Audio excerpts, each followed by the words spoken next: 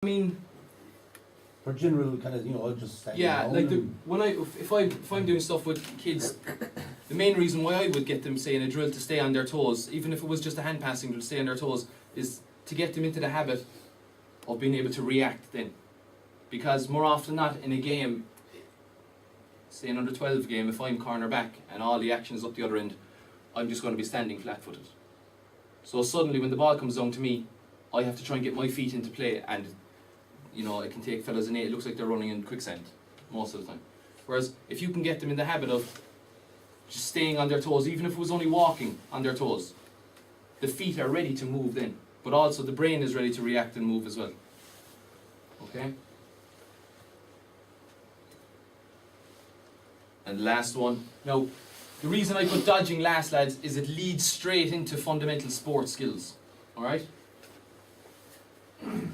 If a load of kids come down to training, let's say training is at 10 o'clock, and you're saying, right lads, look, just relax there for 1 minute, I'm just going to set up the first drill. Predominantly that's what's going to be happening. Right? That's what's going to be happening. Dodging. Little game of chasing. You never get kids that are waiting for you, running up and down, hand passing the ball or striking the ball to each other in a straight line. Okay? Like I said, the first day you're going to have one kid who'll go up, "Oi John, how's it going?" Little smack on the bum as he comes in with the hurley, and he's going to be after him then, right, I'm going to get you back, right? And there's dodging going on all over the place. They're hiding behind other fellas, they're hiding behind you, they're kicking your cones out of the way, right? You're chasing the length to say, "Give me back my cone." So this is what's going on the whole time, right? And kids are brilliant at doing this naturally.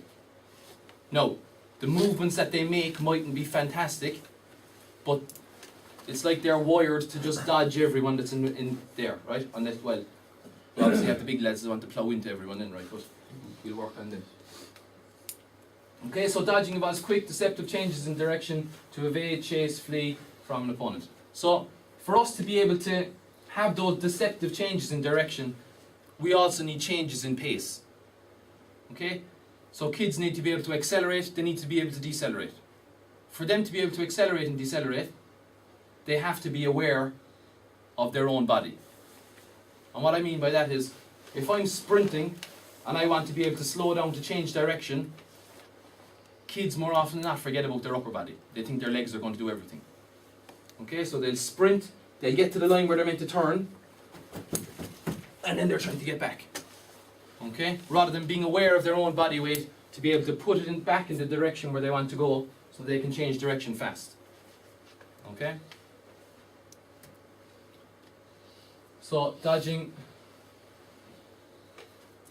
it's rare enough that you get young kids that will have movements that are stiff and segmented. Okay? So in other words, kids that turn like a robot. Okay? It's very rare that you'll have a kid unless there are underlying issues with movement. Okay? The last one, no deception or fake is evident. It's coming back to younger kids are too honest. Okay? If they're going right, they'll nearly scream at you before they come up to you, "I'm going right," and then they'll go right. They won't fake to the right and then go left and say, "Oh, I caught you out." Okay, you won't get that really till 13, 14.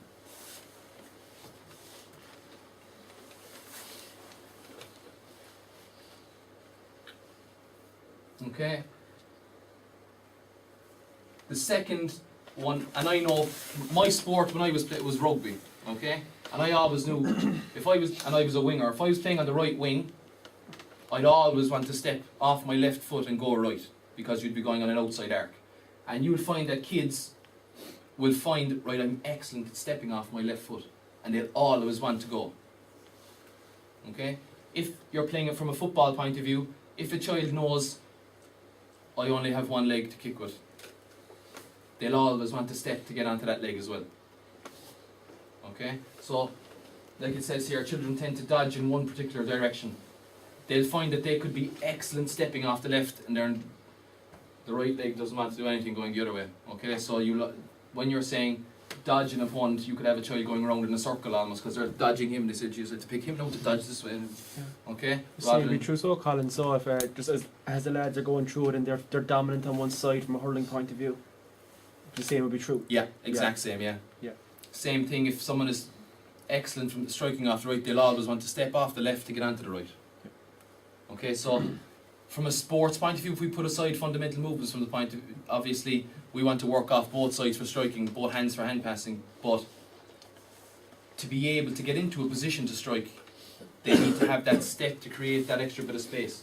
Okay, and that feeds into the dodging and the sidestepping as well.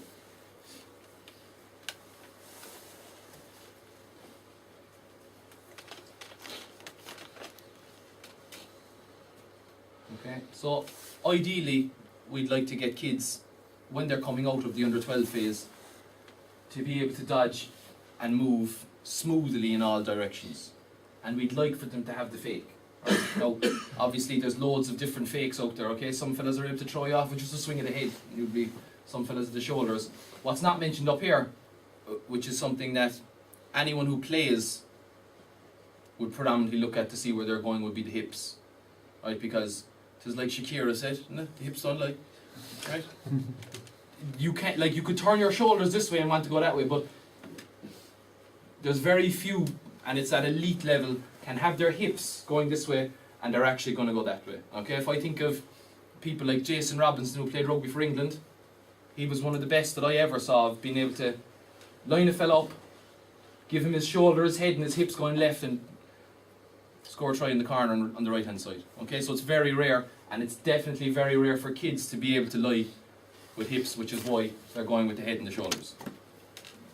Okay, now, before I move on, we've gone through balance, walking, running, skipping, dodging, hopping, jumping.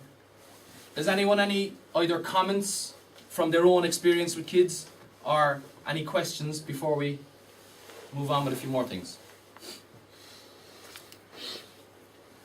What age can you see people or kids going into the developing and consolidating phase for each of those? It varies hugely. I mean, I'm a PE teacher and I have a lot of first years coming in, so they'd be in that 12, 13-year-old bracket, and some of them would still be in discovering phase. Now, like, from your point of view, obviously there are other things coming into play, stuff like dyspraxia, where coordination is very poor, and that's diagnosed. Now, it could be diagnosed late. It could be a case that when kids come down to you, the parents might just pull you aside and say, look, he has been, or she has been diagnosed as dyspraxic, and it's going to impact on coordination, and especially when it comes to stuff like dodging and hopping. You know, they might have one particularly strong side, and trying to get them to work or get coordinated on both sides is very difficult. If it's a case that there's no diagnosis there and fundamental movement skills are just poor, it ranges hugely. But I would be hoping that with a little bit of implementation from a young age, you'd be getting lads coming out of the discovering phase into the consolidating phase by the time they're coming out of under 12s. Colin, what if you have, you have a group of 20 kids and they might be in 3 different phases as a group? Do you keep training the 20 together in terms of the movement, or do you take them aside and no, I think keep it's them all just together? like, it's just putting different emphasis for, like, obviously ideally you'd love to be able to get around to them all individually and, you know, impact them to but like, when you have a limited time frame with them, and more often than not the fundamental movement skills that we'll do with them would be a very tight time frame within a training session. That's why I'm saying, if you come down, and we'll see it outside now, and you're very focused on what you're looking for. So I have a couple of games set up now. They're the very basic one, like I said to you about 1v1 chasing. You know, you could always pair lads up of similar level, so that if my fundamental movement of, say, hopping, and you've decided that what you're going to look at tonight is hopping, and they're going to be chasing each other hopping. If mine are very poor and you're very good, you're going to catch me every time. Whereas I could be there all day trying to catch you. So if you put lads together of similar, you can always go over, and as the game is going on, or as the breaks are involved, you can just intervene slightly. It could be just geared at different levels, but you're not going to be able to get all of these done in one session. It's not feasible. Everything you do needs to be very focused on one particular area. And like, it's not, we'll say like, I'll pick a skill, we'll say punt pass in football. It's not a case that we'll do this week and we'll come back to it in a few weeks. Like, the punt pass isn't going to improve. But with fundamental movements, you could decide on a cyclical basis every 3rd or 4th session it changes. So it might be hopping, running, jumping, you'd come back to hopping again. The improvements will be there because they're still doing all of those skills in the sessions. It's just you as a coach aren't focusing in on those skills in a particular session.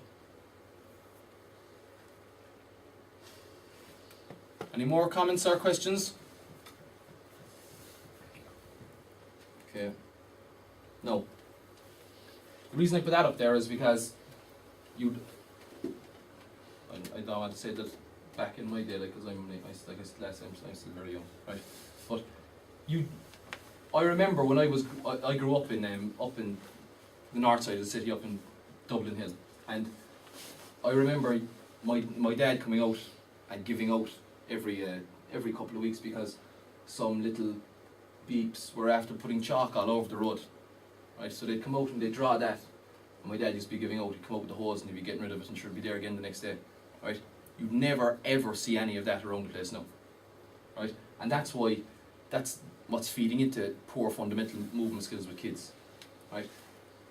When this was happening, so games like hopscotch, the combination, the coordination that kids needed to be able to do it for the fundamental movement skills was phenomenal, right? And the same thing, a skipping rope. If you ever, especially girls, right? Because lads, you want to be getting into the middle of it, but the girls, when they're doing the skipping rope and they were the different movements that they had, whether it was both legs or one leg, was ridiculous. You wouldn't get it at elite level athletes, the footwork that they had, and it came so natural, and it was all coming from stuff like this. Okay, but at the moment it's gone. No, it's there in primary schools where they'd have them painted on the floor and they're trying to get kids to do it, but you know, some fellas will come out and take out the calculator and see can they add up the numbers rather than jumping into them, right?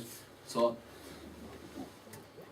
like, this is what we're stuck with these days now. Like, you know, the mother is trying to get the child out, get out, and when he goes outside he's expecting the ball to do the work for him, like, you know, whereas before, like I said, they'd pick up the ball, they'd be able to just entertain themselves, and it makes our lives as coaches a lot more difficult. Okay, so that's it on the fundamental movement skills. Like I said, lads, there was a lot of information on it from the point of view of the 3 phases, how we broke it down, but the reason I have it done up like that is it gives you an idea of what categories players would fall into from the point of view of, are they still just discovering how to hop, or have they developed on, or are they starting to get towards where we want them to be, consolidating to get there from a sports point of view. Okay? Has anyone any questions or comments on any of this?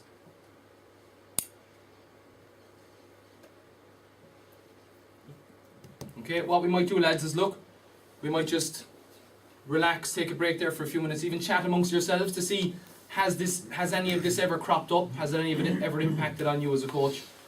And then we crack on with the second one and we can get outside then. Yeah, okay. So as there's a cup of tea in the kitchen, self-service.